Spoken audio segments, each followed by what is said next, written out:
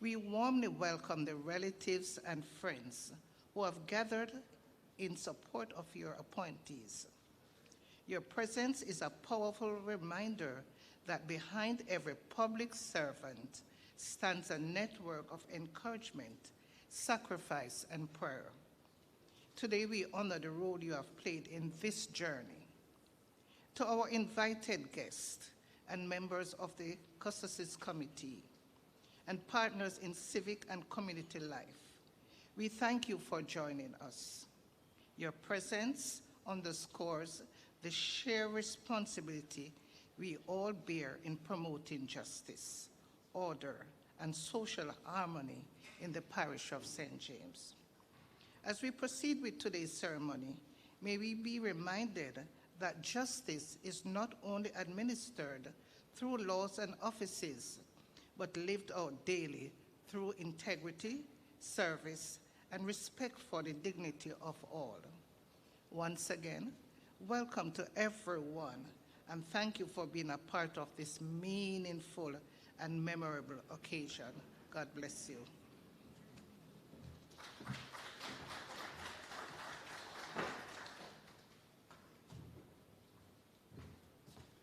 Thank you very much, Mrs. Kohal. There are going to be some changes to the program. We will still have the musical selection, after which the newly commissioned Justice of the Peace will take the oath of allegiance and oath of office. We will then hear from our custos, Rotoliorum, after which the minister will speak. We're going to thank you for understanding. Mr. Music Man, how much time do you need? You're not working with AI today, are you? No? All right, so we'll give him a little time to set up.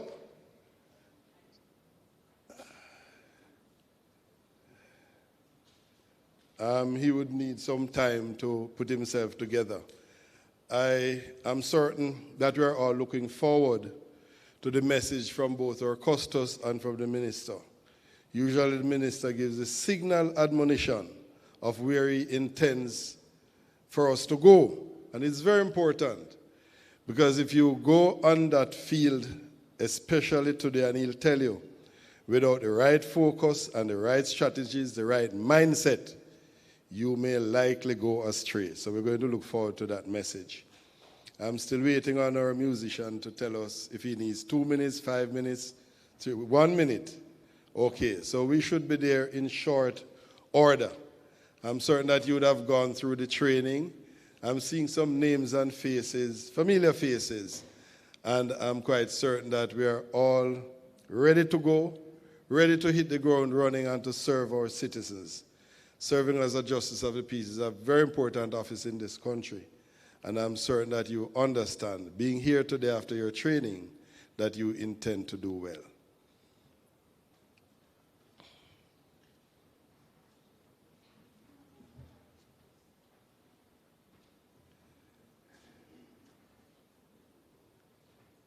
Okay, I know there will be refreshment after this occasion, and we're not going to move that around on the program. So I see some faces lighting up, but that will remain at the end of the program, I think. So as soon as we have everything in order and all of that, after the musical selection, we will do the oath of office and the allegiance, and then we will have the important addresses of the evening. Mr. Music Man, are you now ready to play?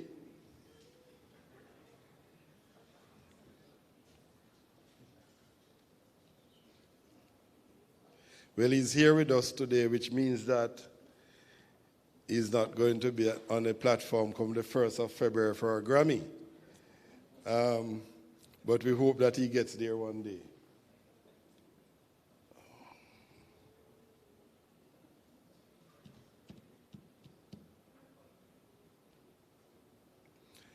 There are a number of duties that will come, and I'm certain the custos will guide all those newly commissioned JPs. There are a number of duties that's performed under umbrella. You have jail visitations. Some of us do mediations. We sit in the lay magistrate court. Some of us do restorative justice. And I'm quite certain that it would have been explained to you that it is not about just signing photographs and writing recommendation letters. And one of the things I know the minister has been pressing is dealing with conflicts at the community level. The Office of the Justice of the Peace was formed to deal with those conflicts at the community level. It might not seem important, but it will stop a lot of those actions from getting to the police or getting to court, where it may cost more. And the conflict never ends as long as there are dissatisfied parties to any conflict. So as Justice of the Peace, I'm certain the minister will speak more to it, you are required to intervene, even when you think it is a rough thing to do. And so in order to get your mind ready, as you meditate on those thoughts, we'll invite now the musician to come forward and render his piece. Please welcome him with a round of applause.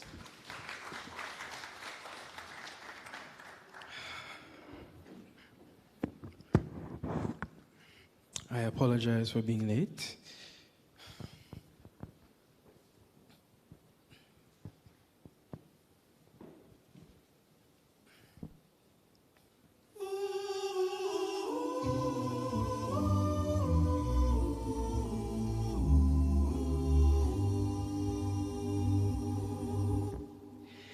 Lord, I want to be a Christian in my heart. Lord, I want to be a Christian in my heart. In my heart. In my heart. Lord, I want to be a Christian in my heart.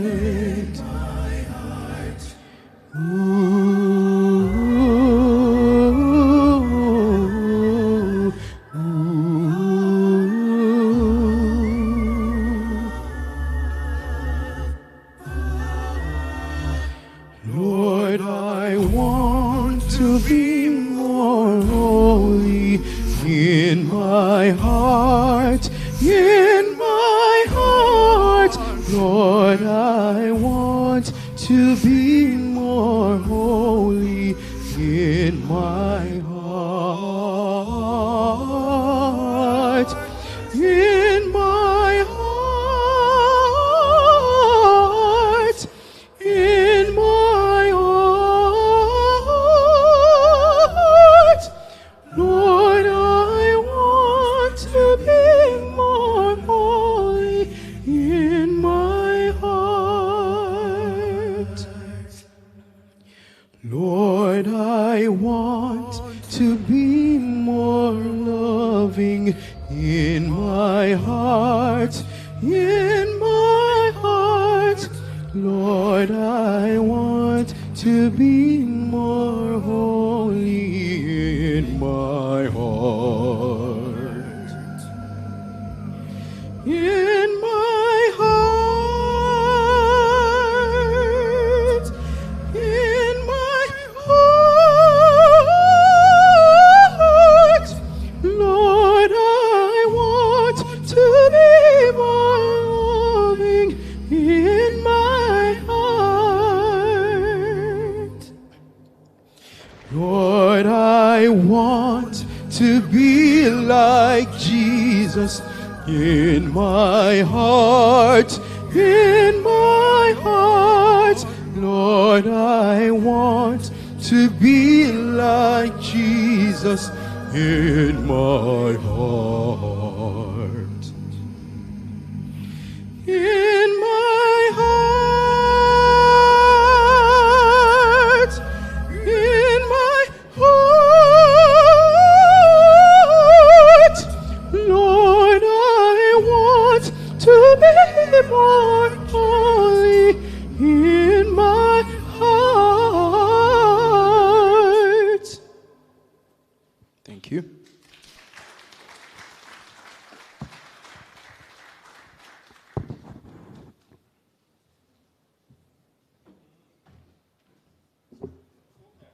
That was Tajay Beswick with that musical tribute. Give him a round of applause again, ladies and gentlemen. At this time, we'll receive instructions as to how the procession for the oath of allegiance and oath of office. No, he has asked that we move it around.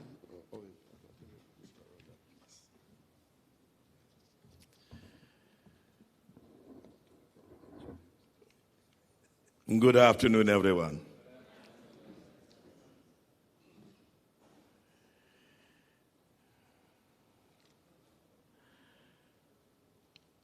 May I also join you in thanking Mr. Beswick for that beautiful rendition. And you may want to put your hands together one more time and recognize him. So you have just sold yourself, and I've just assumed the responsibility of being your manager. So from here on, anyone who would like to engage Mr. Beswick, please speak with the custos.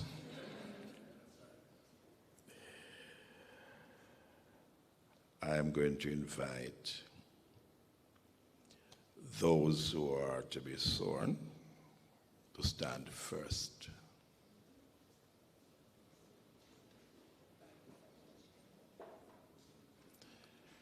I understand there's a Bible on your chair. So you will need to open your program. There's a folder section, and inside of the folder, you'll find the oath of allegiance and the oath of office. I think it's 14 of you, am I correct? So we're going to do them installment of 7. So 7 will step forward first. Others will remain standing where you are, and those will return and remain standing until you complete your section, your face. This way.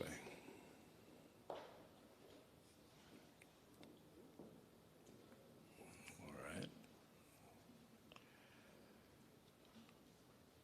I suggest you put the program on top of your Bible, hold it in your left hand,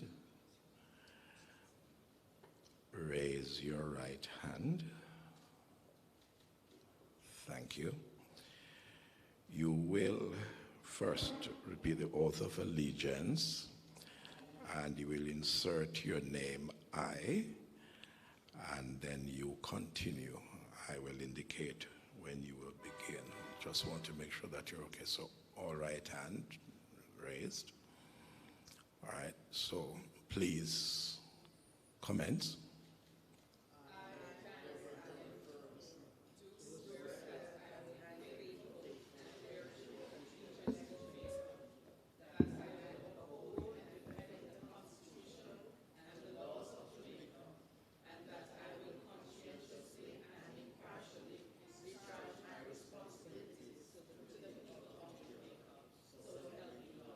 The oath of office.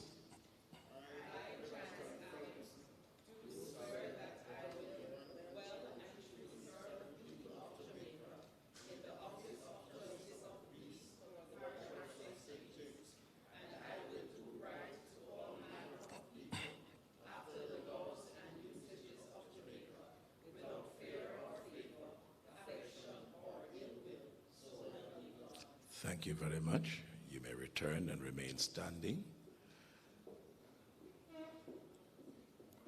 And the others, you come this way while they're coming in. Thank you.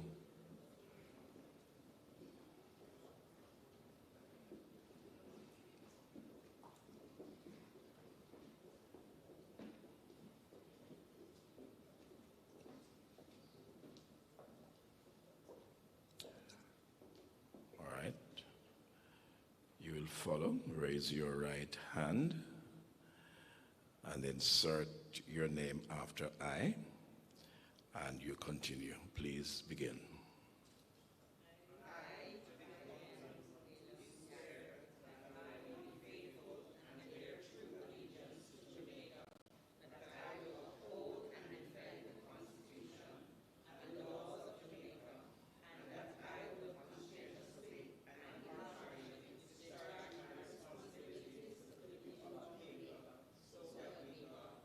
Oath of office.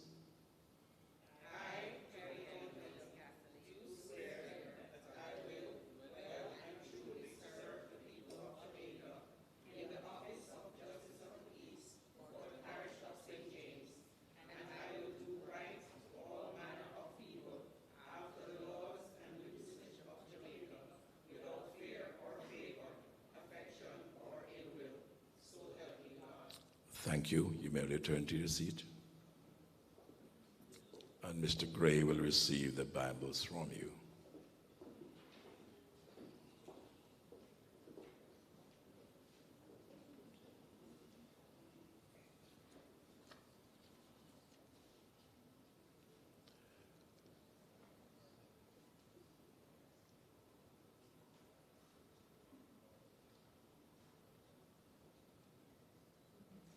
You may be seated.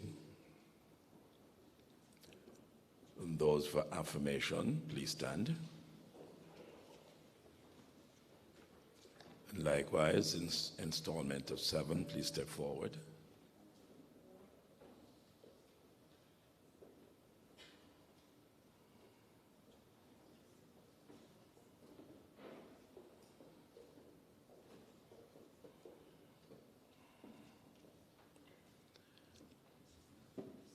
You will raise your right hand, insert your name after I, and continue. Please begin.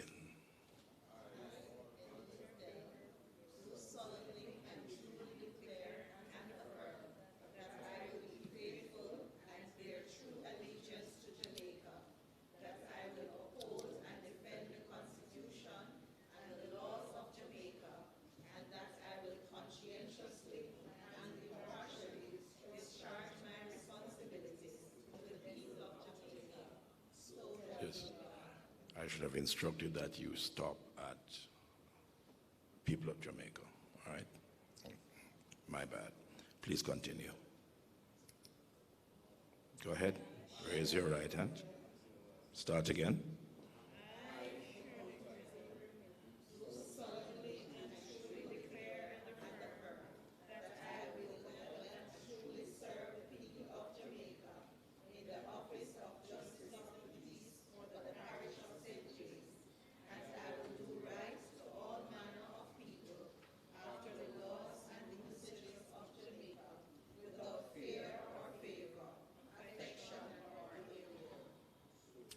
Thank you very much. Please return to your seat. And as you go, the others will come.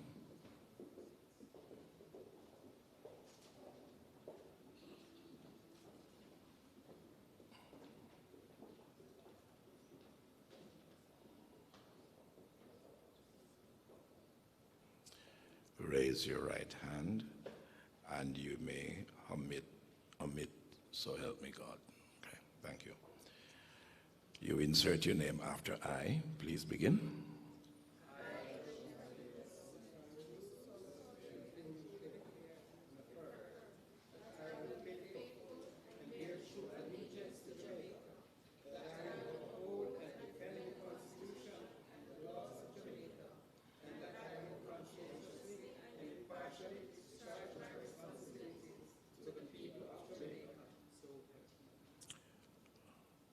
Affirmation of office.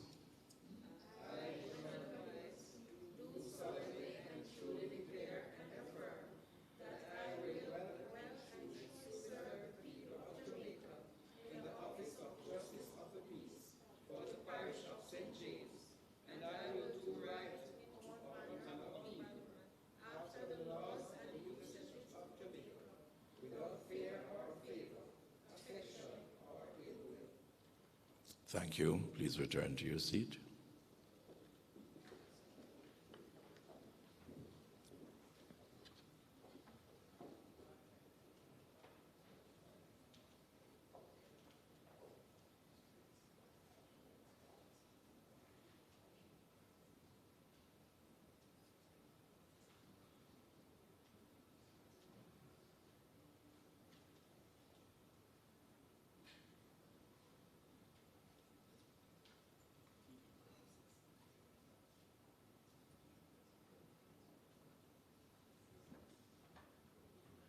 You may be seated, I'm sorry. I was just elevated to being a celebrity. All right, we're going to go into the presentations of writs and presentation of seal. As is customary, the Honorable Minister will join me.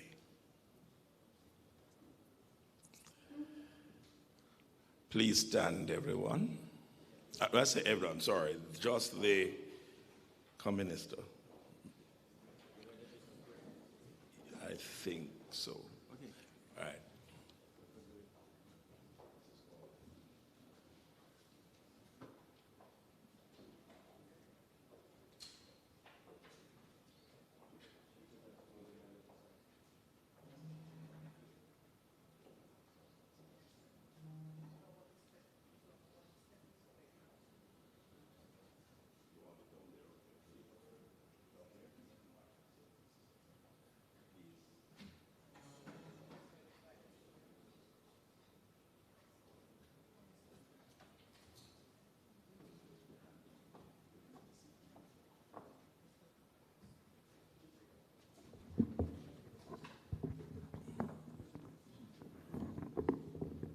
We're going to do this set first, the swearing and affirms first. Use this canary order. No, we put them in the order already of swearing and affirming, so I don't have to use mine.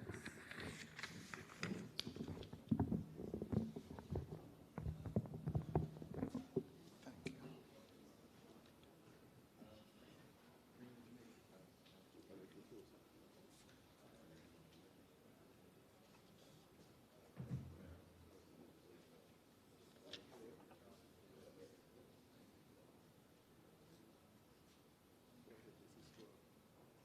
Pepita Baker Miller. Step forward.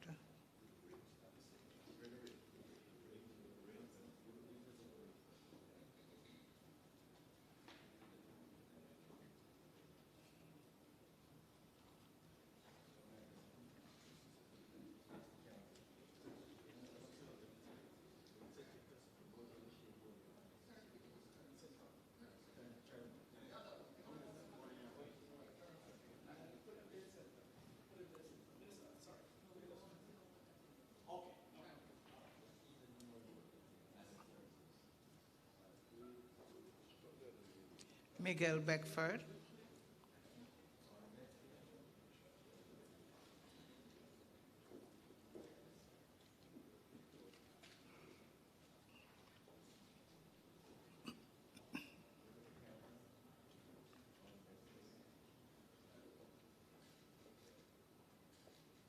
Paul Brown.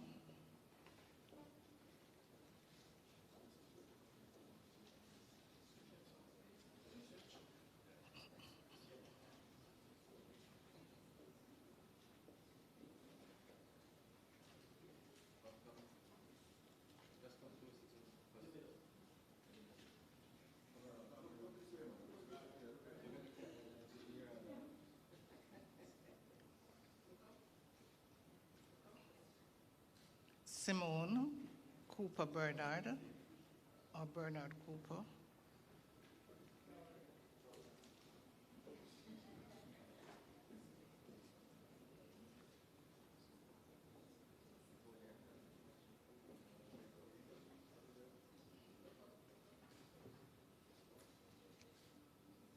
Denise Dell.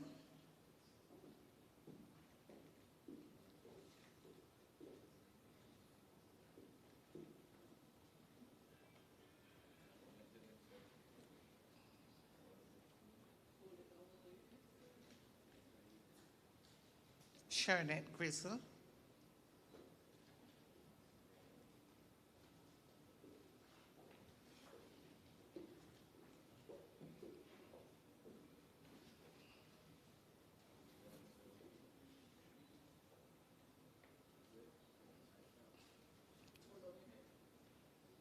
Joseph Horton.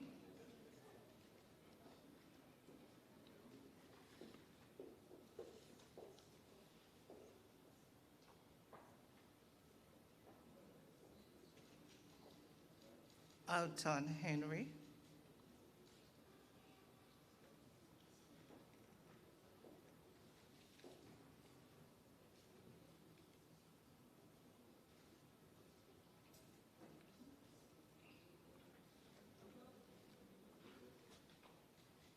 George Lee,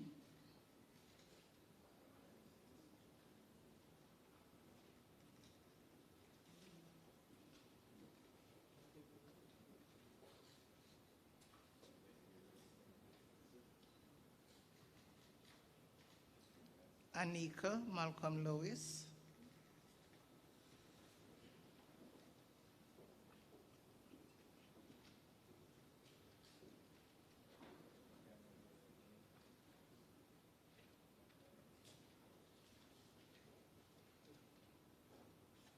Cheryl Mackenzie,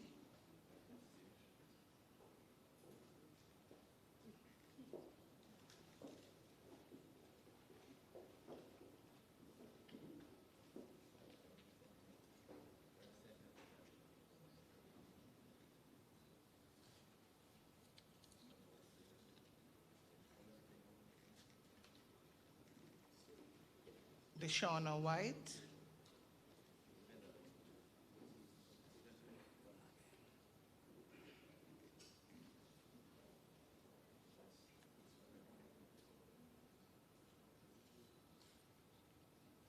Patrick Williams,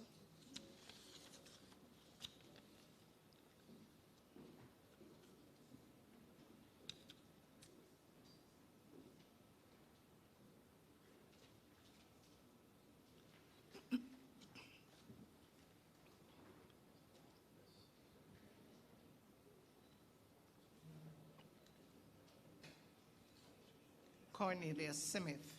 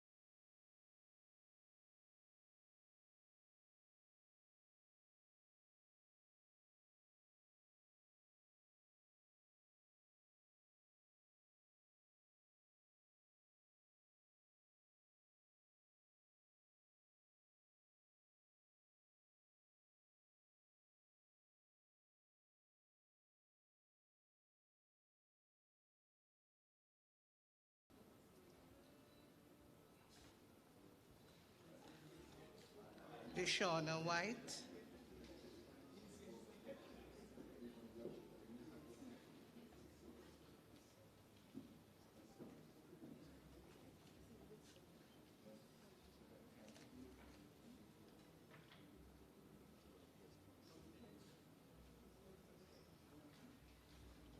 Mr. Gray,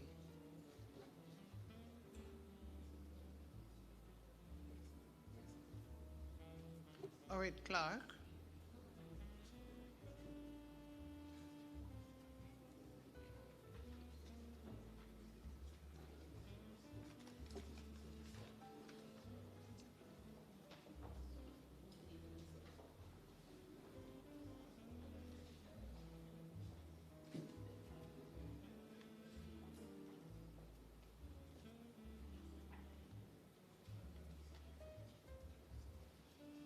Carly Duhaney,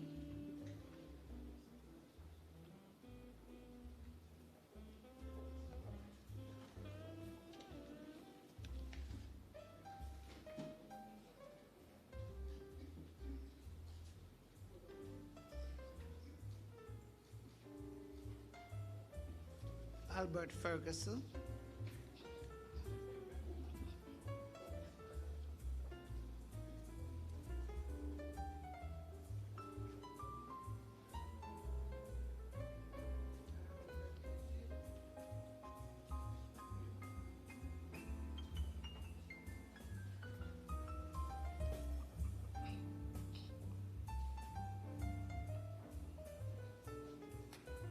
Everton Ferguson,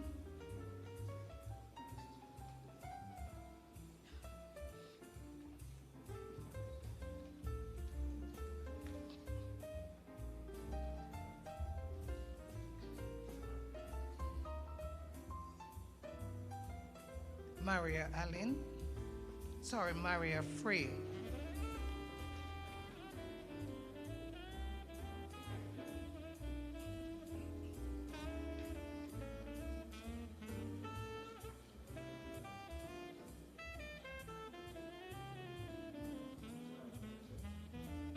Anthony Gray,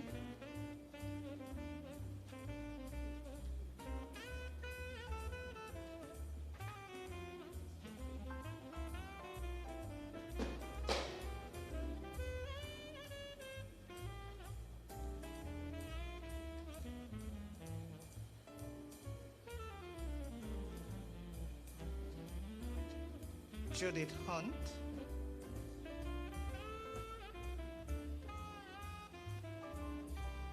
Italia Jagon,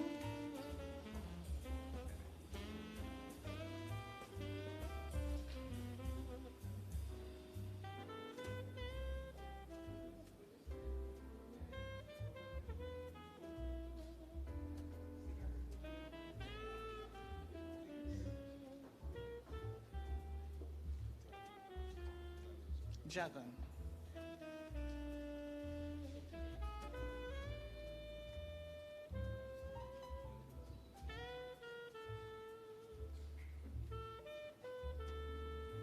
KJ Johnson,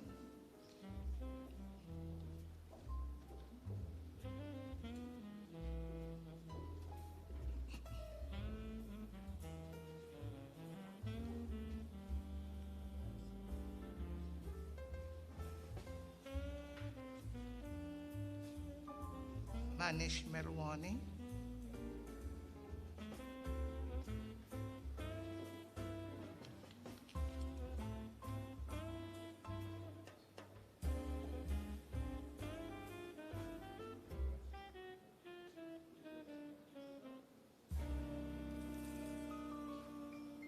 Carrie-Ann Quayle Casserly,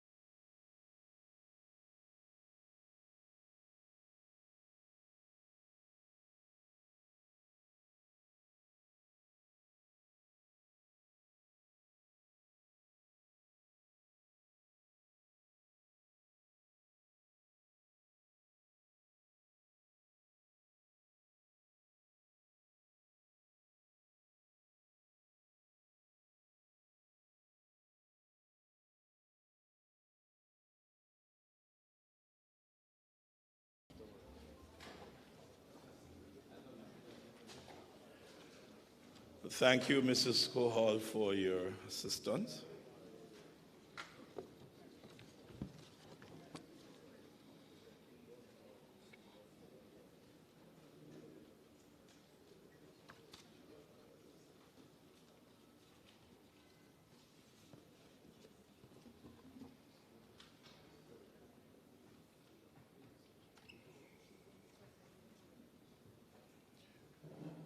Could you put your hands together kindly and congratulate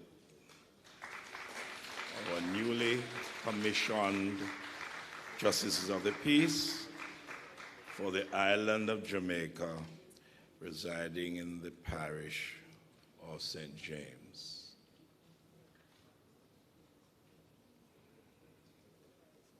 If you did not receive your writ or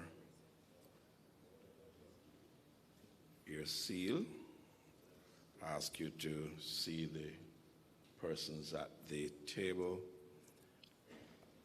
and to be arranged for you.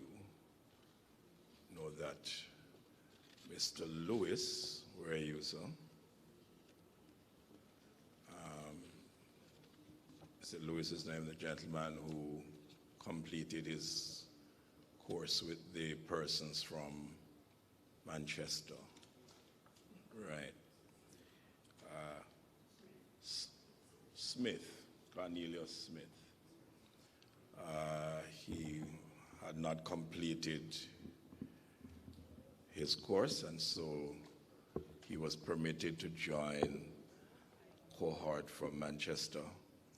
And I only received his seal and writ yesterday, Minister.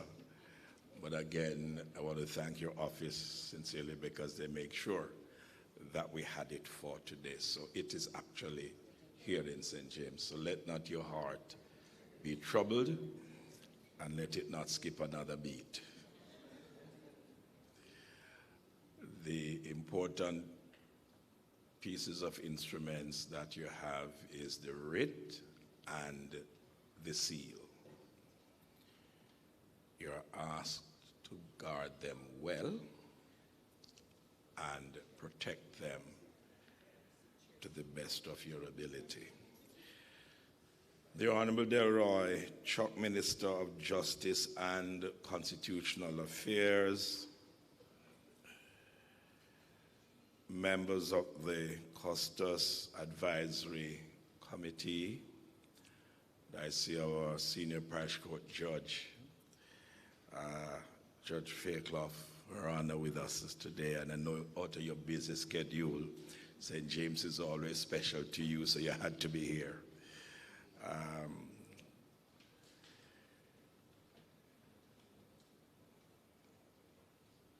Mr. Lachman Ramchandani, a very strong supporter of the Office of the Custos and a senior Justice of the Peace. I know you affectionately call him Lachu, but his correct name is Lachman.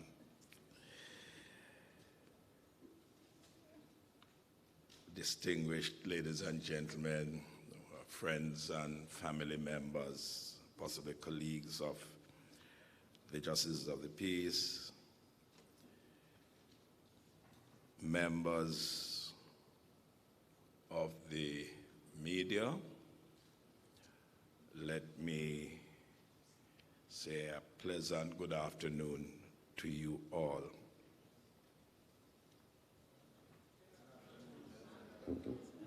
Thank you. It is indeed an honor and delight to greet you all and to particularly join with Mrs. Cohall to extend warm welcome to our hard-working minister, the Honorable Delroy Chuck, who has been in Western Jamaica since yesterday morning and will be here, I would love to say, for the rest of the weekend, but not completely. Minister Chuck, we are also pleased that you have accepted our invitation not just to attend our first commissioning ceremony for 2026 for the 28 new Justices of the Peace for parish, but to give the main address. Let me also extend an apology for Mrs. Pitkin. We actually have two functions this afternoon, and after discussion, we decided she would stay for the other one, because that's a friend's birthday, so you can understand. We are gathered at this time, ladies and gentlemen, when our nation is still finding its footing after the passage of a name that I really don't like to call, Melissa.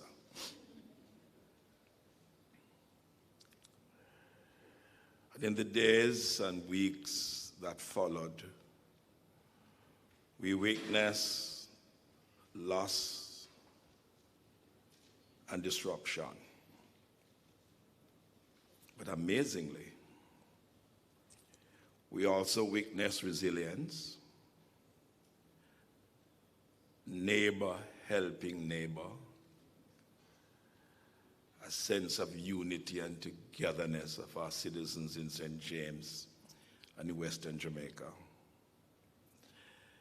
Communities standing together. And it is within this context that today's sermon takes on even a deeper meaning. Naturally, this occasion stirs a range of emotions for our newly appointed, or may say minted, justices of the peace, and for those who stand with you. Yet, if there is one emotion that unites all of us, it is gratitude.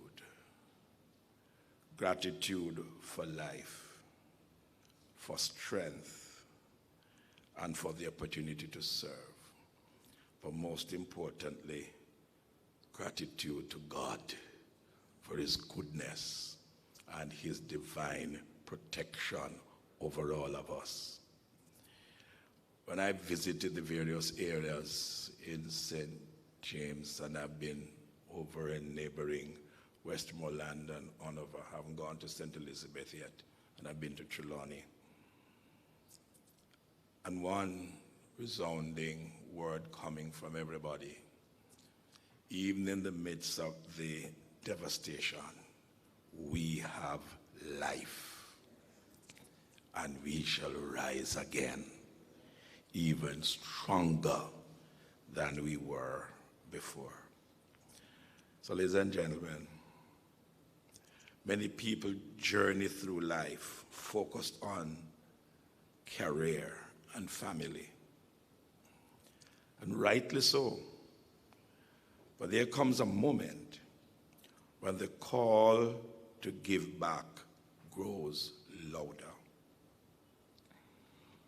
To our new JPs,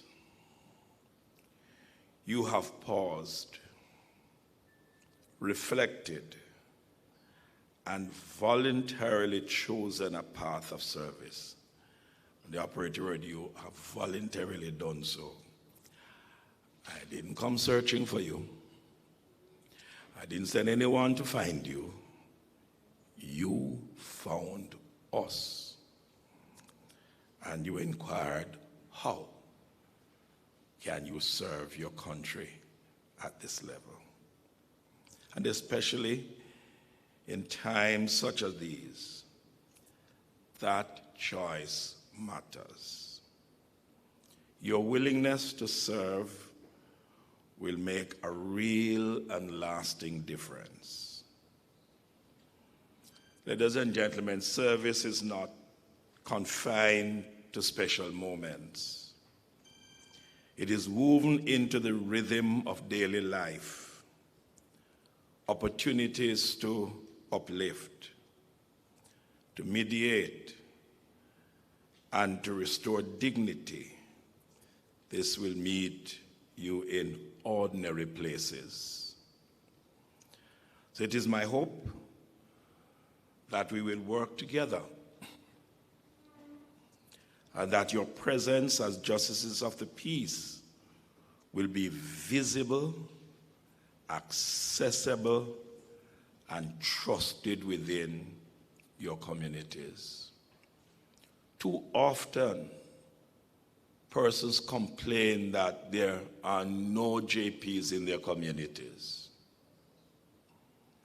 Too often, we are told that we don't know the justice of the peace in a parish where there are almost, if not with this 28, 1,000 justices of the peace on record. The second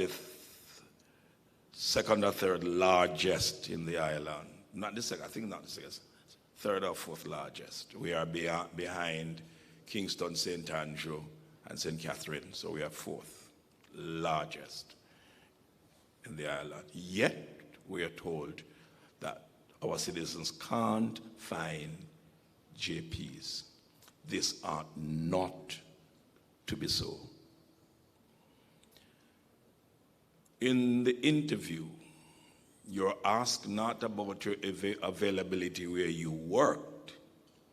You're asked about the availability where you live and how accessible you would be. So may I remind you, distinguished justices of the peace, this JP thing is a post-nominal by any name in our front of where we put it, It's not. It's about service to Jamaicans. I know 1,000 ministers, we still should have some more. We're still going to have some more. There's a pile of applications on my desk that we haven't even started interviewing yet or shortlisting. But we have enough justice of the peace in this parish for citizens to be able to find one. So I'm going to ask you, don't wait for people to come find you. Announce yourself that you're a new justice of the peace in the community in which you live. If you're a pastor, you're not a JP for your church. You're a justice of the peace for the parish of St. James, and more importantly, for the community in which you live. I remember asking an interviewee, if we should consider you as a justice of the peace, and a young person just got a letter today that they have been accepted at the University of the West Indies or UTEC or whichever tertiary institution. And it's 8 o'clock at night and they come to you because they have to leave at 6 o'clock in the morning. Would you pause and give that recommendation? Would you? I will not tell you the response. But there's someone sitting in this room after that interview that said, Costas, I can identify with that. If that JP did not answer that call that night, I would not be sitting at this table with you. That's what service is all about.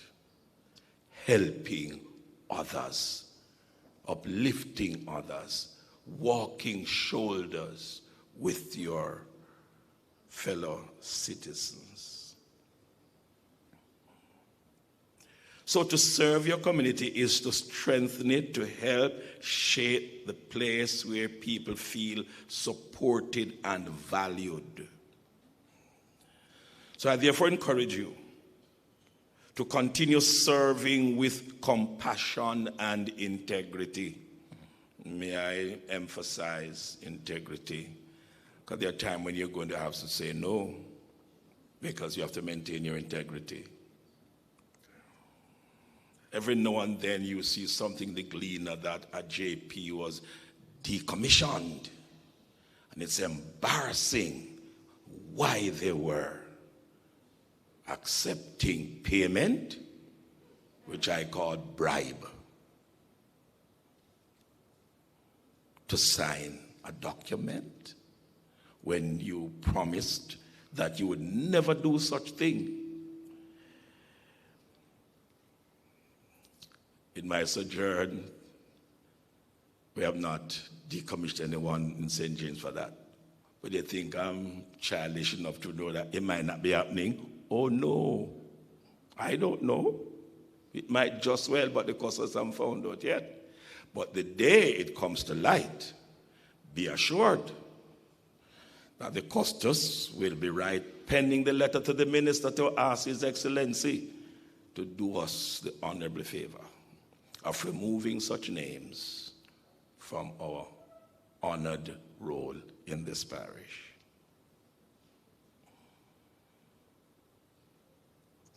May I remind you, the office of the Justice of the Peace brings satisfaction for service, not financial reward. So as we navigate this new norm, our country and our communities continue to change in profound ways. These changes test us personally within our families and across our communities. Yet, they also reminds us of the power to serve and the importance of committed citizens. Ladies and gentlemen, let us remain steadfast in giving of our time and our talent so that together we may build a better tomorrow for Jamaica.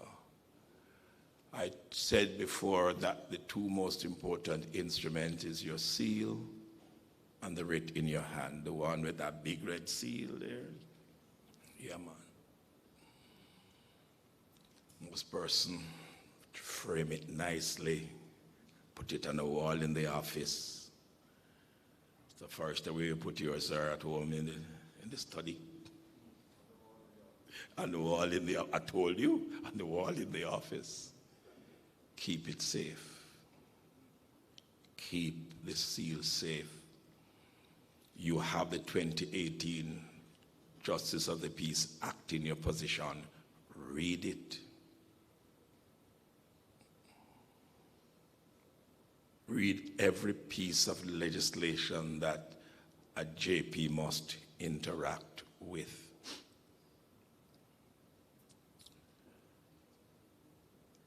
Rubber seals are not legal instruments. Minister might very well, not sure, tell you that not to use them. They are merely for use of convenience. Some person said that they can't write good today, use the stamp. But you cannot stamp a document with that rubber stamp that you have. It's not legal. It is with the embossed seal in your hand. So it is your choice. You cannot go and make that stamp if you want a stamp. Within 2 weeks, your names will be sent to a particular printing company, which you'll be advised, with your seal number and authorization, if you so do, to make you a stamp. It's a year almost now, so I can't tell you the cost anymore, but they work with my office to give you a good price. But it's not a must. You don't have to if you don't want to. Use your precious fist and do your writing and use your seal. Keep your seal safe. If you're going abroad for a short vacation, make sure it is locked away in a secured place. If you're going for extended time, you ought to bring that seal to the office of the custos for safe keeping. The seal is your responsibility. And if by any way, let me not use any word stronger than that, if by any way you have caused anyone to use that seal except you, you are going to be held responsible. Try not to lose it by leaving it somewhere. Seal was brought to my office. JP walked into a business place and left it on the desk and walked out.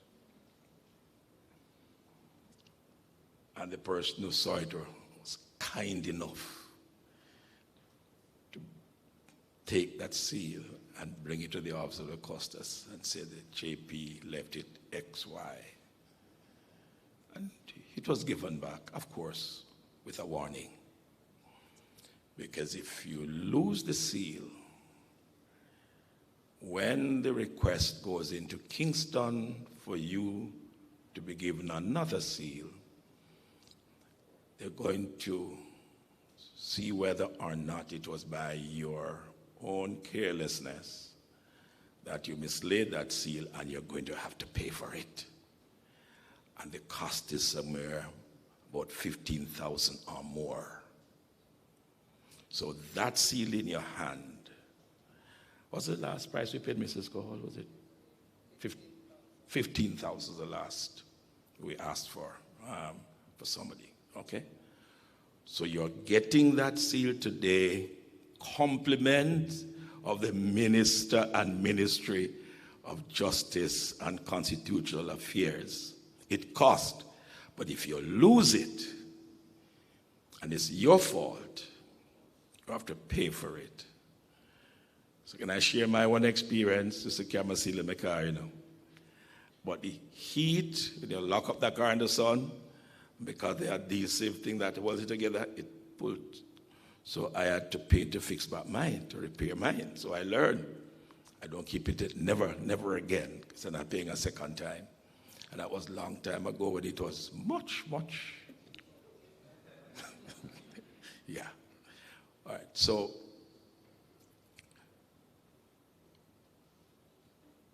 usually during your training, part of it was to go to the lockups. But because this training is now virtual, it doesn't happen anymore. So what is going to happen now is, even though you got your certificate that you're trained, you got your writ and you seal that you're JP, you're still going to be taken to the lockups. We are not saying that every JP will do lockup visits. You know. Let me tell you, no, that's not going to happen. But you must have a first experience, and then after that, you will discuss with the person who is the coordinator for the lockup visits, and then you will be placed on a roster. And so this gentleman to my right is the coordinator for the lockup visits. And so he will get the list, and he will schedule you for the visitation, which is not going to be more than 10 maximum at a time. So we can't take everybody at the same time, right? And then hereafter, the decision will be taken whether or not you will be rostered to visit the lockups. After a year or two, those of you who wish to join the illustrious group that sit on the lay magistrate bench will receive a special training to join with Your Honor and myself and Mr. Gray, who is responsible for the roster again. He doesn't do the scheduling, so don't blame him. The scheduling is done in the office of the custos. He gets a copy, you get a copy, and a copy sent to judge. And that is, we hope we can, as other persons have become more senior and stepping off the stage, other younger person will step in and fill those breach. I look forward, as your custos, working with you. Don't listen to some of my volunteers who say, Custos expect everybody to work as hard as he works. And don't listen to Mr. Forrester either. I just want you to do your full share of work, maintain and understand your responsibility so as to make the work lighter for all of us. Mr. Ramchandani will tell you when he's sit to sign, there's a whole pile of documents. So, and I need to say this. Do not put any sign in your office to say that you only sign document between 12 and 12:30. Because if I'm told that it is there, I shall pay you a visit. And the word shall is strong in legal terms, right? I shall pay you a visit, and I will personally take it off the wall. And with courtesy, hand it to you. If you're a business person, do not tell any person that come to you that you have to make a sale before you sign a document, because you're tactfully indicating to that person that they must buy something before you can sign or authenticate a document. Don't do that, please. I admonish you in the name of our Lord Jesus. Be the best servant that you can ever be. Don't forget that we serve with humility, and we serve our people, and we put them and prefer them first. So once again, I congratulate you on your appointment as a justice of the peace for St. James and the wider Jamaica, and may God bless you richly. Thank you.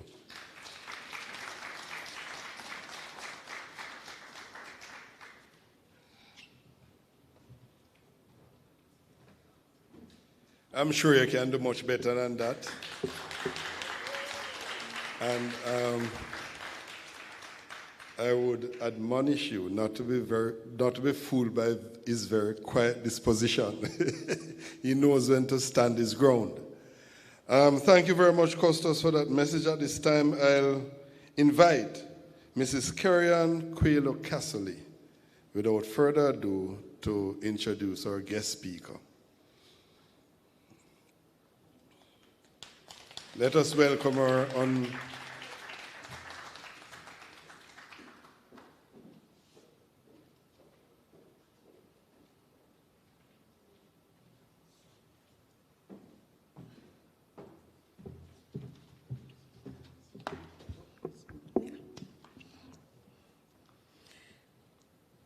All protocols have already been observed, but oblige me to recognize the Honorable Delroy Chuck, KC MP, Minister of Justice and Constitutional Affairs, and Bishop, the Honorable Conrad Pitkin, CD JP Costas of St. James. Good afternoon, ladies and gentlemen. Today we gather for a moment of profound significance, the commissioning of our newly appointed justices of the peace. This ceremony is not merely a formal installation, but a celebration of service, integrity, and the enduring values that strengthen our nation. So, on this occasion, it is my distinct honor to introduce our keynote speaker, a man whose career exemplifies dedicated justice, public service, and national development.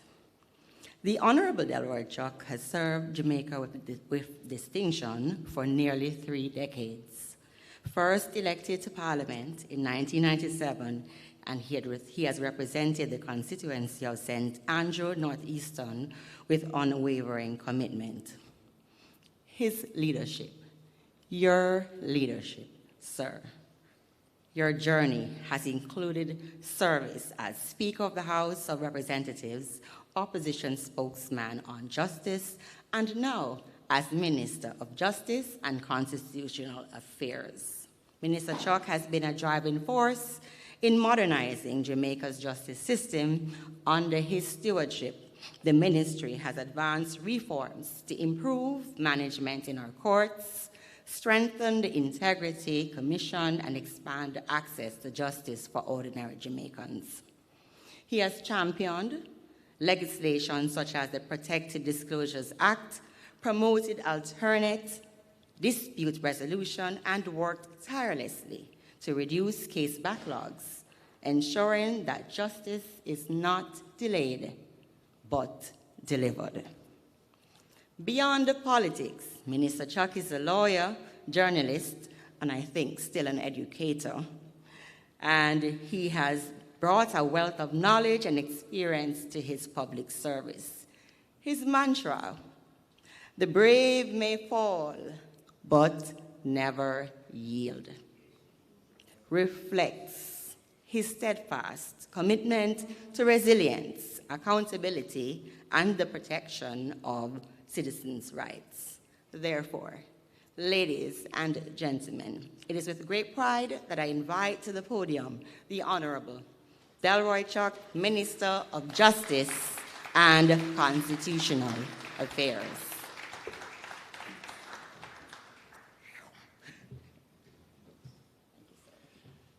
Thank you very much, Mrs. Kerry and Quila Castling. The Honorable Custis Pitkin, Parish Court Judge Fairclough, other members of the Advisory Committee, I know Lachu heads must be there, and other outstanding citizens of Montego Bay, St. James, newly minted Justice of the Peace. Good afternoon. Let me say how pleased I am to express my appreciation, not only to the Custos for the wonderful work you have been doing, sir, in St. James, but also to the 28 newly minted JPs who offer yourself for service. Custos Pitkin has given you the charge, and I'm not going to repeat. I will just adopt most of what he has said, except to add one or two emphases, because it's important that even though it has been drilled into your mind during the training, and the Custos has given you the charge, that it must never be forgotten the purpose of becoming a GP. Firstly, it is one of service. You have come forward to voluntarily provide service to your fellow citizens. Secondly, the office must never, ever be abused. And if you deliver your whatever service you're providing, or how you behave, how you speak, or you act inappropriately, then you taint the office of the Justice of the Peace. And as Custis Pitkin has pointed out, when there's one JP that brings the vocation into disrepute, it not only affects that JP and his or her family, but it affects all JPs. Because when one JP acts inappropriately or misconduct him or herself, then everybody believes that all JPs are like that. So it's extremely important that you uphold the image of this office. Again, I cannot emphasize more, as Custis Pitkin has done. Do not accept payment or invite payment for the service. It undermines your integrity. Most importantly, you must be persons of character. If you are not a person of character, people will know. If you're, people just have to look at you, and see in your eyes whether you are a person of integrity and character. And they will see and know who you are, and it doesn't take long before they recognize who you are. Now, you have joined a noble body that have provided distinguished service to Jamaica and continue to provide distinguished service to Jamaica. Now, this is something that is very important for you to lift or to continue to ensure that the image of JPs are what others want to emulate. And as the Custis pointed out, you must be known in your community. You being commissioned today is not a national award where you put behind your name CD and OJ. JP must mean that you are providing service to your community and not just profiling. So JP must not be just profiling behind your name. You must be a shining light in your community so that others will look up to you as the person not only that can give guidance, that is one of a leader, someone who they can depend on for reliable information. Most importantly, if people come to you for information and you don't know, let them know you don't know. Point them out to where you can find information, where they can find the information. They can always call AAA Justice and get guidance as to where they can find information. Moreover, please, your integrity demands that you don't assist residents that you really don't know. And I mean it, because there are people who will come to you, ask you to identify them. And until needs come, please be on your guard. Because they will come with picture and tell you that their name is Delroy Chuck. But they say, but I know another Delroy Chuck. But they say, I also name that. And you foolishly go and witness it. And they can now get out a driver's license or other documents in that name. And that when you witness a signature that you don't know, then you're opening the door to corruption and a lot of misdeeds. And although people come to you for recommendation, if you don't know the person, you can't recommend the person. There are many people who come to me as MP and say, can you recommend me? Say, if you recommend me, then, I will get a visa or I will get a job. I said, what am I to say? I only know you for 2 minutes. And what am I to say? I can't go out of my way and indicate that I know you for so many years. It's my integrity that is at stake. And across Jamaica, there are many JPs who are witnessing land documents and don't appreciate that sometimes the persons whose name you're witnessing may well be false. But it allows that person to sell property. And you could well find yourself in the criminal courts for being negligent or reckless in witnessing a signature and allow property to be transferred because you witnessed that person's signature who is really not the person, but has the name of the owner on the property and are therefore able to transfer the property. You could well end up in court on a criminal charge for being reckless and acting in concert with the fraudulent proprietor. So these are matters you must be very careful about. But at the same time, in offering service, please be open, get information, provide information, and most importantly, as you go about your community, not only must you be a guiding light in wherever you live, but do as best as possible to encourage others to work with you as you make your community even better. Let's face it, you're joining a vocation that is over 800 years old. And the Justice of the Peace got its name because outstanding citizens in the counties and boroughs of England were appointed by the Duke to serve the community and to ensure that peace and justice were maintained.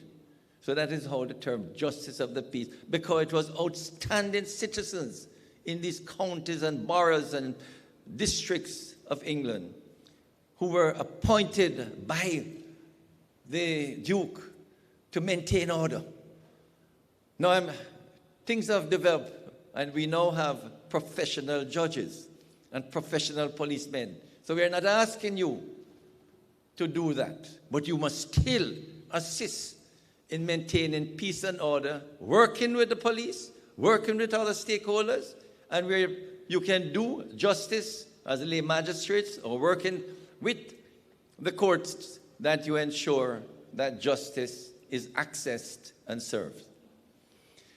Justice of the Peace, as I say, I adopt the charge from the Custos.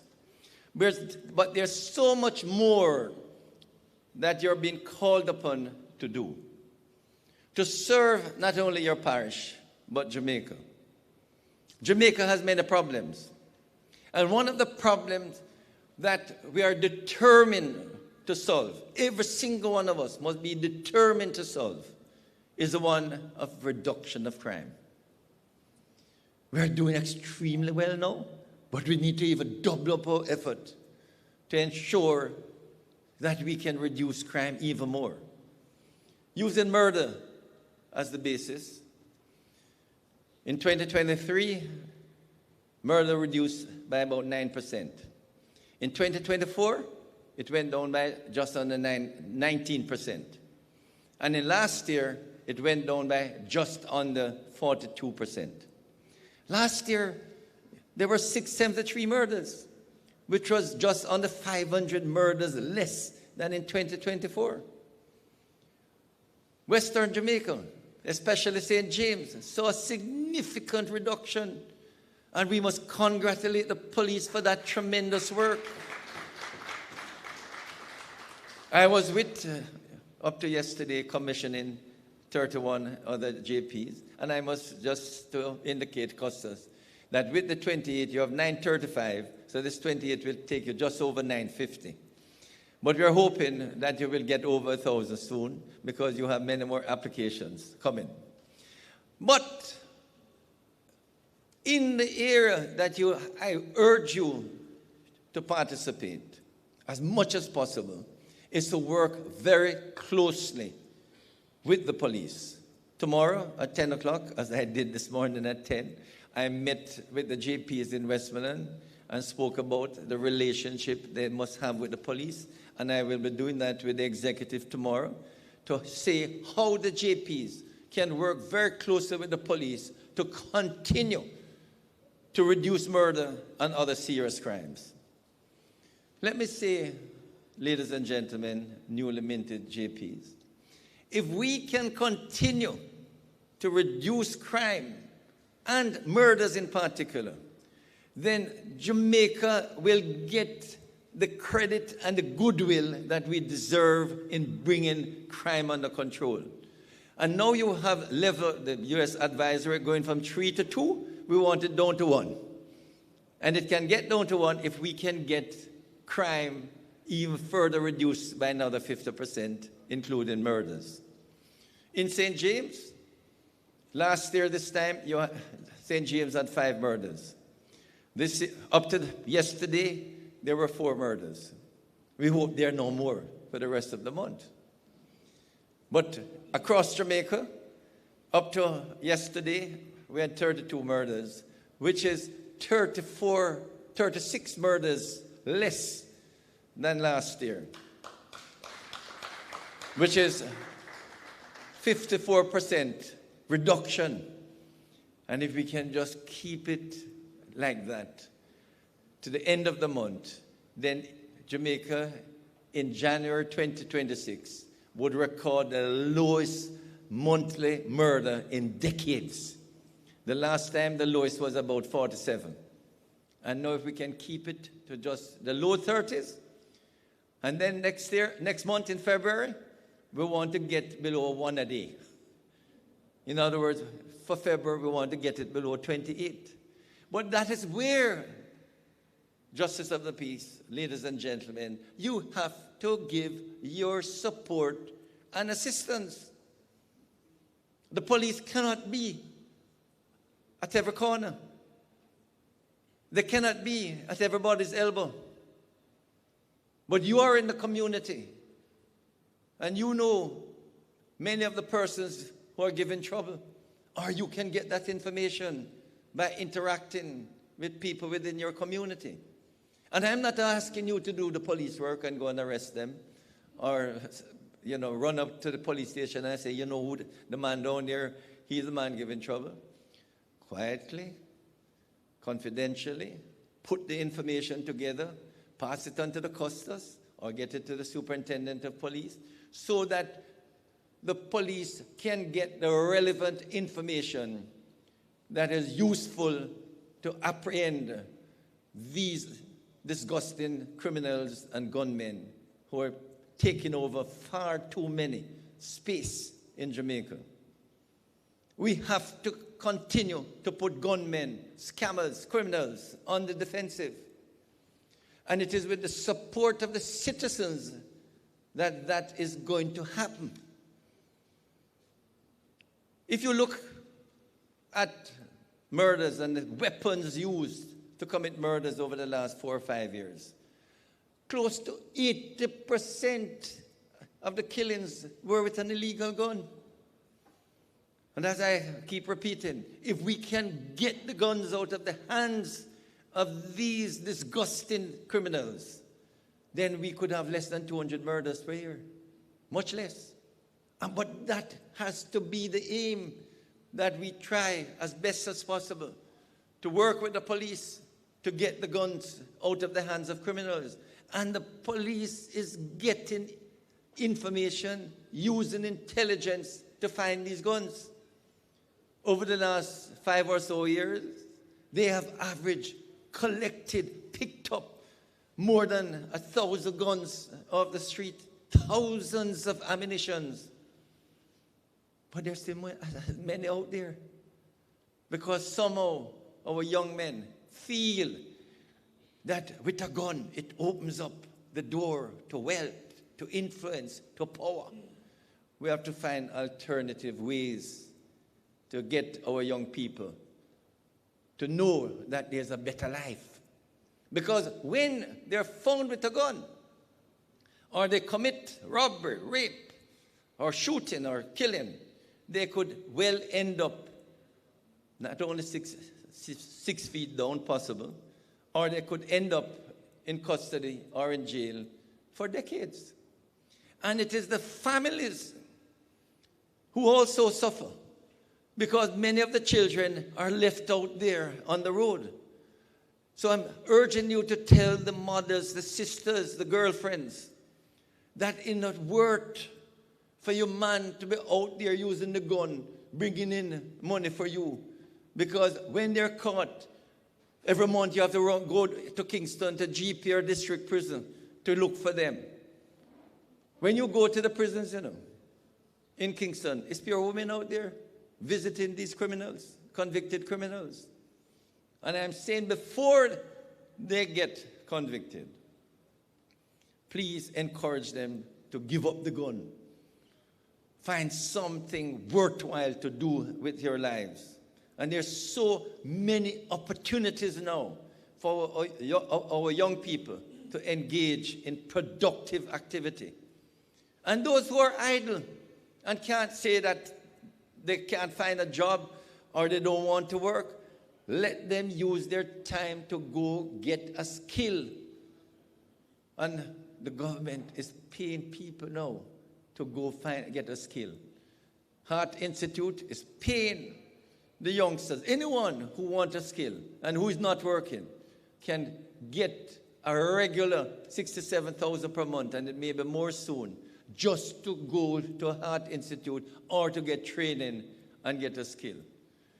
So the government is doing its part, but others must get these young people to apply for these roles to get a skill or to get a job. They must recognize that getting a conviction is not worth it. Believe me. I'm happy to report that today the Senate passed the Expungement Act, which I tabled and passed in the House a couple of weeks ago. Now, the Expungement Act will widen the number of offenses that can be expunged. The one which the MPs in St. James urged me to make sure we put it in was after a period of at least 10 years, persons who were convicted for drug trafficking, that they can be eligible for expungement. Not that they will get it, they can apply. But a social inquiry report may well be done to show that over the last 10 and more years, they have put crime behind them, they have put drug dealing behind them. Because if the expungement committee is not satisfied, then the offense will not be expunged. But what is important, as a number of MPs have pointed out, that a number of persons got involved in the 90s, 80s and 90s in drug trafficking. And many of them are now, should I say, decent citizens? I know of many cases, some are teachers. Just recently, a lady begged me. She had a crime. She had to go and get a work permit in another island because she was being moved from Jamaica to another island. And yes, what she did could be expunged. But when you have a criminal record in it, expungement is not a right. You're eligible for it. So I told her the process has to go through. We have to check the criminal records. We have to get a social inquiry report in many cases. And it could take at least 6 months before an expungement is approved. It's not worth it to have a criminal conviction. And even though it might be a minor crime, sometimes when you really need a clean record to get a better job or to get a visa, you run and you beg your MP and the minister, see if you can rush it for me. I'm not in any rush, you know, because it has to go through the process. And sometimes you say it's only one conviction. And when you go and look at the criminal records, there are other convictions. So we have to wait for the Criminal Records Office to go and examine the records to make sure that the only one you say you're convicted for is the only one. And it has turned out that sometimes there are others. But what is important in the Senate passing that bill today is that more persons will be eligible for expungement, and we hope that more persons will get the opportunity for a second chance. But this second chance, I'm hoping that they will also take the opportunity to let others throughout Jamaica know that having a conviction is not a good thing. And it is frustrating, it is difficult to get an expungement, and there are still many offenses for which expungement is not available. But justices of the peace, there's a lot more you need to acquaint yourself with, not only in the Ministry of Justice, but with information right across Jamaica. Today is the beginning of a new life. You have to start reading, listening, and informing yourself better. Most importantly, don't listen too much to social media. And don't pass on information that you can't verify. It is damaging the psyche of many Jamaicans when you see the foolishness that goes on for information and social media. I beg of you, don't, when things are sent to you, don't pass it on until you can verify it. And I ask you today, you may think that you've been commissioned, that you have now achieved your best. No, it's the beginning of what you can be. You must try to elevate yourself in every way so that when people look at you, they will say, that is someone I want to emulate. At the same time, I beg of you, be humble, as the customers tell you. Don't go around and announce, I say, you refer now to me as Justice so-and-so, you know.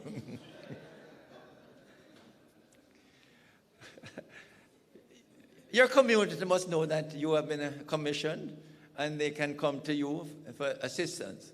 But I beg of you, don't use the fact that you're a JP to feel you can push your way around. You know, many police officers tell me that when they stop a vehicle, JP, why not the winner? You know who I am?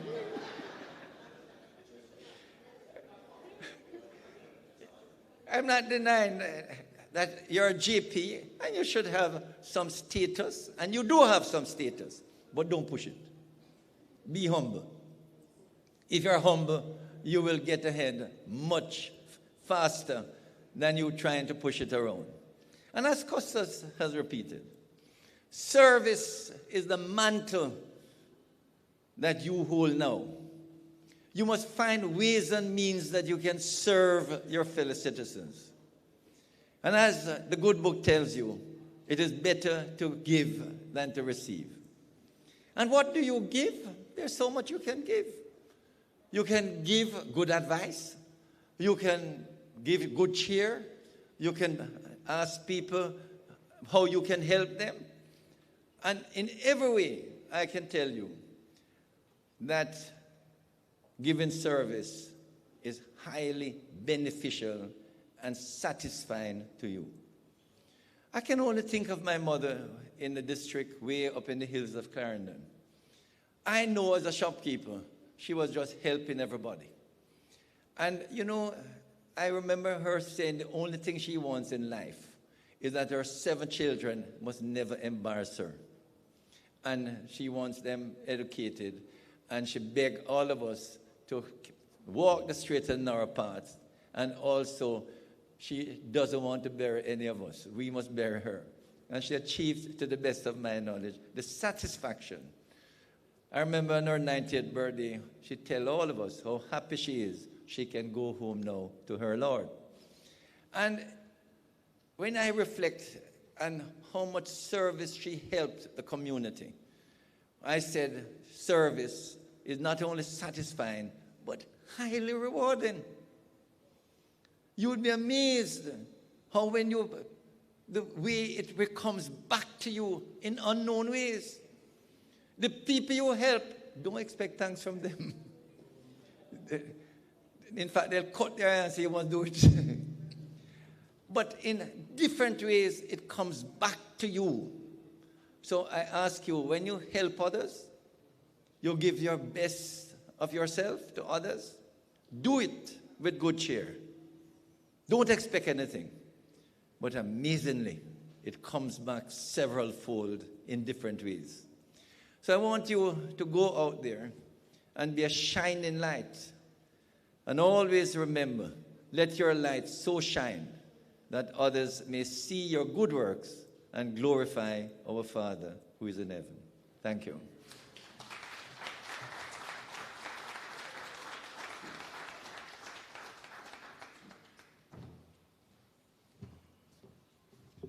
Thank you, Minister, for that wealth of information.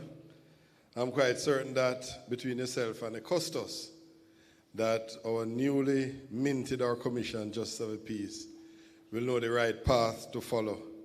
And I'm quite certain that they will commit to providing our country with the best service possible. We are going on a program. We are close to completing in 2 hours. At this time, I'll invite Mrs. Casserly again to make some special presentations. Is Mrs. Casserly still around? Oh, okay. For a minute, I thought that was you, but...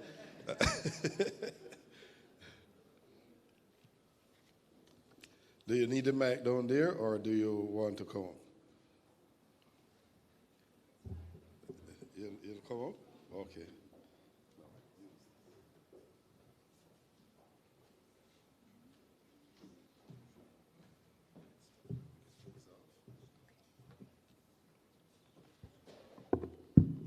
All right. Thank you. Yes, sir.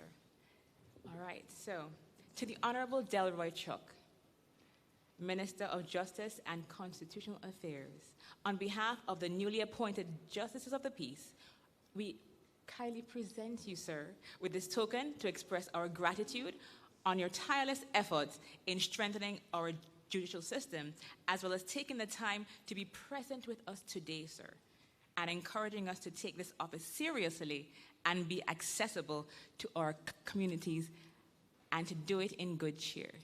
All right, God bless. Thank you.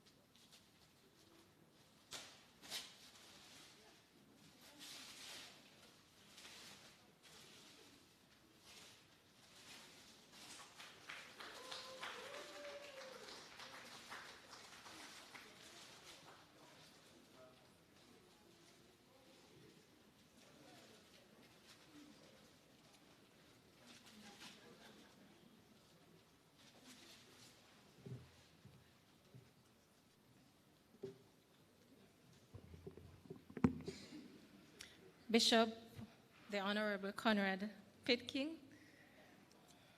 on behalf of the newly minted Justice of the Peace, please accept this token as an expression of our sincere gratitude and appreciation for the confidence expressed in us to work in partnership to serve the citizens of our community here in St. James and the wider Jamaica.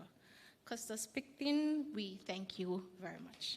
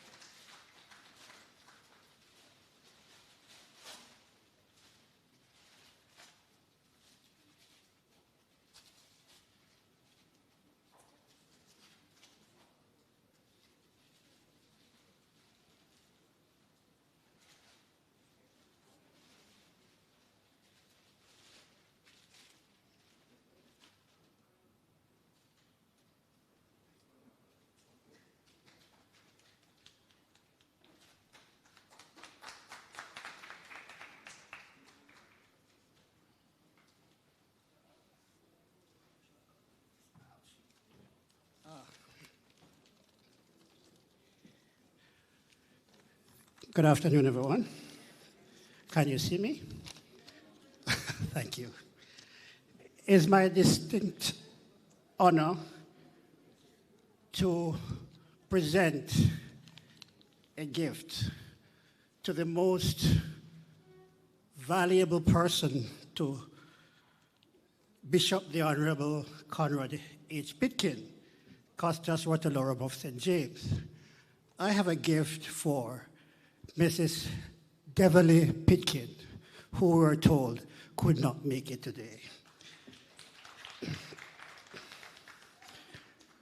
You will agree with me, Honorable Custos, that Mrs. Pitkin have been a steadfast source of strength, encouragement, and quiet support to you as her husband. As you serve the church, the community, and the nation with distinction, Mrs. Pitkin, her grace, her humility, and unwavering commitment may not always take the spotlight, but they are deeply felt and profoundly appreciated by all who have witnessed her devotion. Therefore, as a member of the 28th membership cohort, as a newly minted Justice of the Peace of Jamaica, serving here in the parish of St. James, it is my pleasure to present this token of our appreciation to Mrs. Pitkin. To the Honorable Custos for Mrs. Pitkin.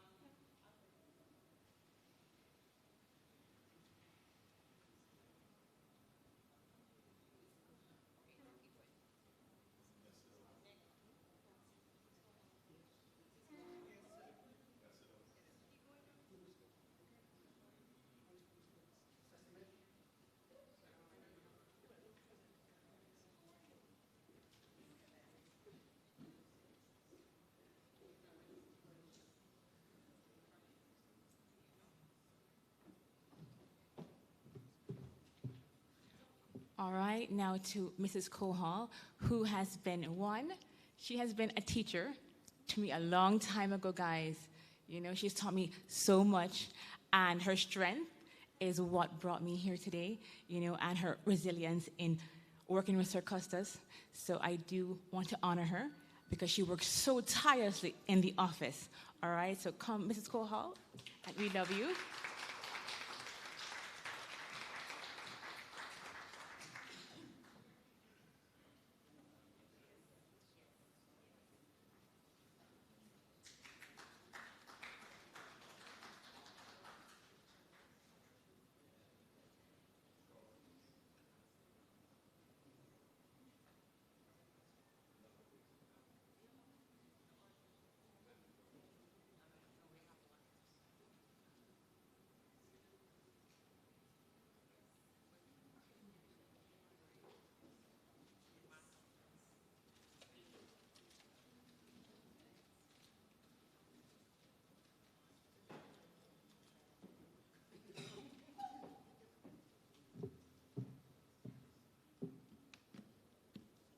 Mrs. Francis is going to come? Before or after? On behalf of the newly commissioned Justices of the Peace, please accept this small token of our gratitude as a symbol of our deep appreciation. Mrs. Francis or Miss?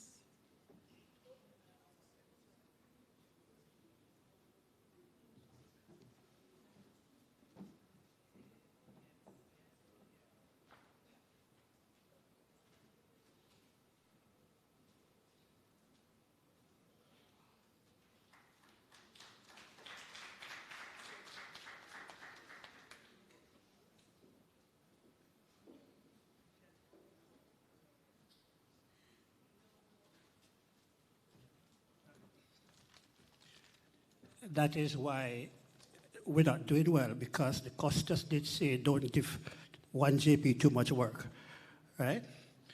Mr. Smith should have been here, but I'm going to take the opportunity to present this because he's a little shy. Mr. Gray, our master of ceremony, I don't know who was listening well, but he did not tell us his name. But I know he had a lot of responsibility as it relates to ensuring who is on the roster to go visit, to jail visit. And when you get to that other level of lay magistrate, you can have a chance to sit in the court with additional training. Sir, I want to thank you for taking on the mantle abruptly and carrying out so well. Thank you, Mr. Gray. Please accept this on our behalf.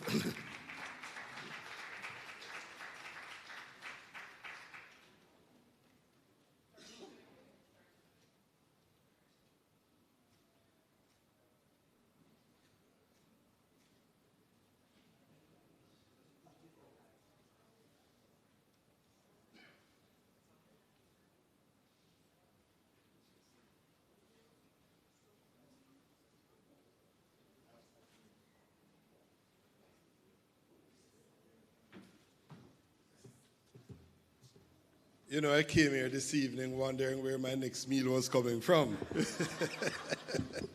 There you go. Thank you very much. You're so gracious in delivering that gift. This is a special evening, it's a special place, and it's a Friday evening. So without further ado, I will invite Ms. Johnny Chantel Allen to move the vote of thanks. Let's welcome her on stage.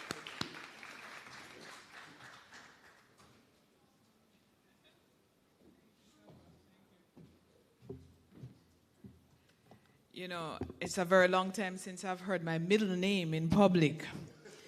It sounds odd.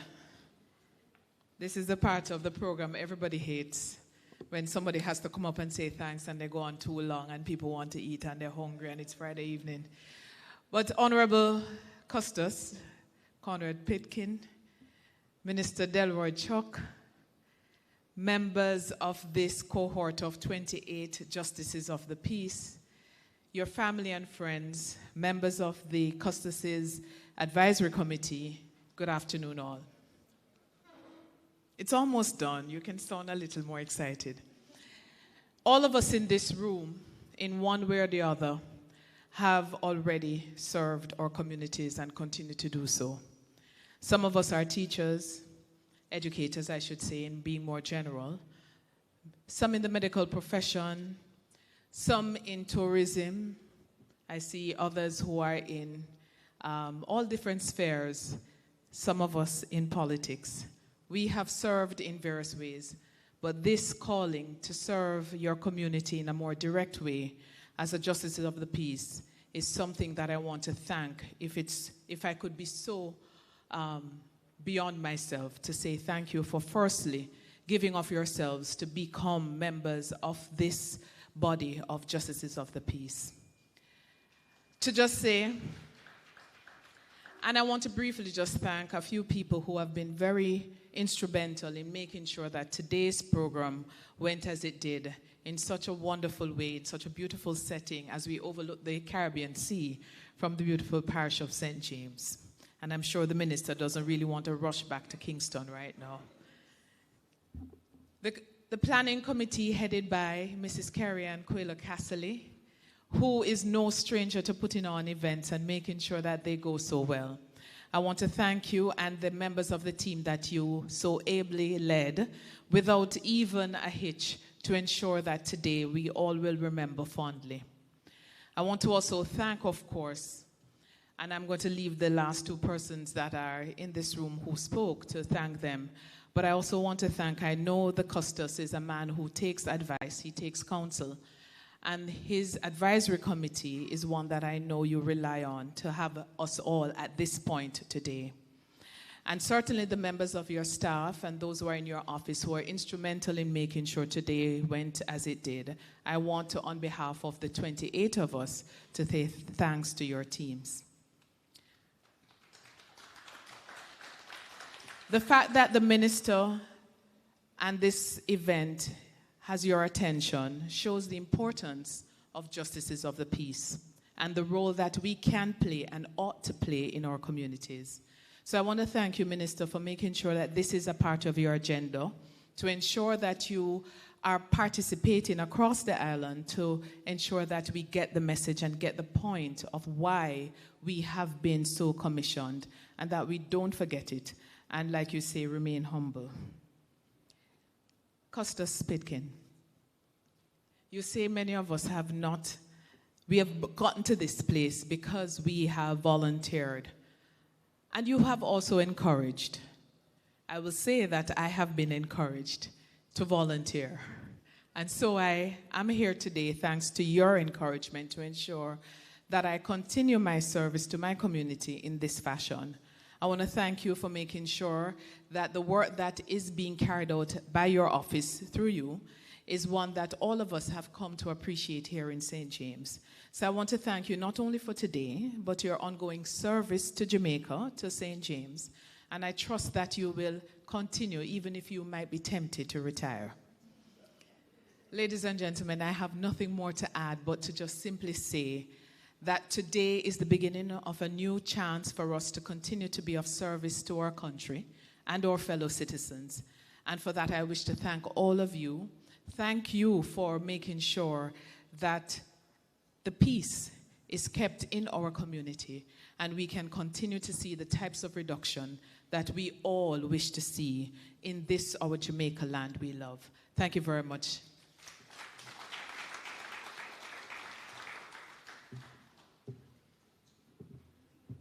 I really should have thanked the stand-in MC who, with the quick wit that you showed, we are able to not make anyone online recognize that we had a glitch.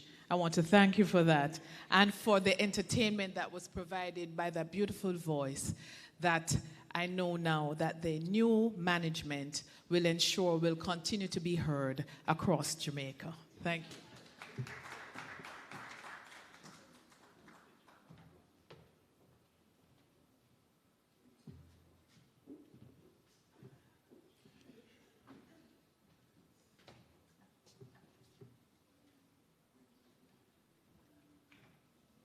All right, everyone. So, as customary, we'll be doing a group photograph before you go off to take your special with someone special to you or that. So, I'm going to ask you to remain, and someone will remove this desk for me. And we need 1, 2, 3 chairs right in the front, please. Thank you.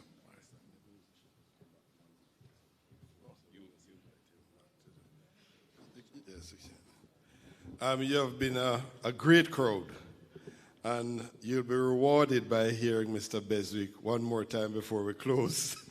Mr. Beswick.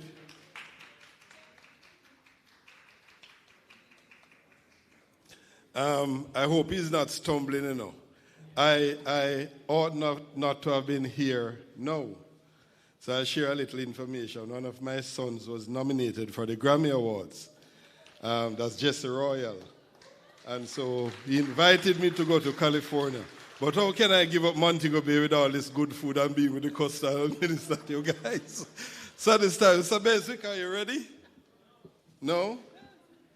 Okay, don't worry. But we'll do the pictures first, and then he can prepare himself. Custos, Minister, ladies and gentlemen, could you assemble at the front with the newly minted JPs? You want them on the podium? The taller ones to the back, and the shorter ones at the front.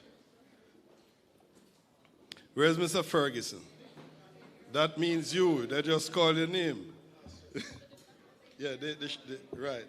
Here, man, yeah.